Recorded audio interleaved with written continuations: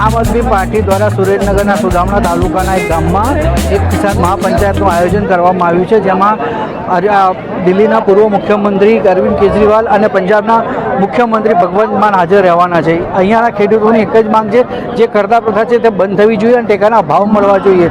અને જે અત્યારે જે કમોસમી વરસાદ થયો છે તેનું તે લોકોને વળતર મળવું જોઈએ. તે માંગ સાથે આજે હજારોની સંખ્યામાં અહીંયા સુદામડા ગામ ખાતે કે આ ખેડૂતો અહીંયા પહોંચી રહ્યા છે અને એમની પોતાની એક માંગ રાખી રહ્યા છે.